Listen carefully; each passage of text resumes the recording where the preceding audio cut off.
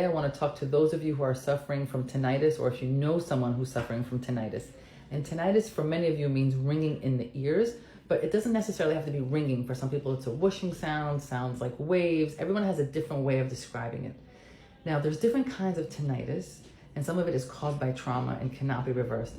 But for many of you, I want you to know that tinnitus can be cured.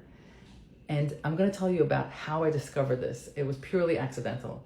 So when I first started, I used a questionnaire to kind of gauge where the patient's symptoms were. And one of the questions was, do you have ringing in your ears? But I never really understood why that question was there, because as far as I knew, tinnitus wasn't curable. It was just something that you had to live with. That's what we learned in school. So I never paid attention to it. And I focused on the gut and the joints and the skin and the brain fog and everything else that people come to me for. And time again, people's score from when they came in, if it was a level 4, which is the highest level of tinnitus, went to 0 over and over again, until I started realizing that for many patients, tinnitus is an inflammatory process.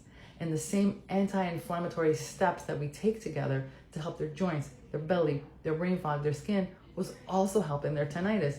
It became so apparent that I actually wrote my PhD thesis on it. So if you are suffering from tinnitus or know someone suffering from tinnitus, do something anti-inflammatory. That doesn't mean take anti-inflammatories, because that actually can worsen it, but you want to go on an anti-inflammatory diet, anti-inflammatory supplements, the same thing that calms the belly, helps the skin, helps the joints, helps the brain fog, will also help your tinnitus. And here's the beautiful thing about it. You have nothing to lose. So you tried a very healthy diet. There's no downside to trying it. And if it helps you, oh my goodness, what a better experience it would be. I'll speak to you soon.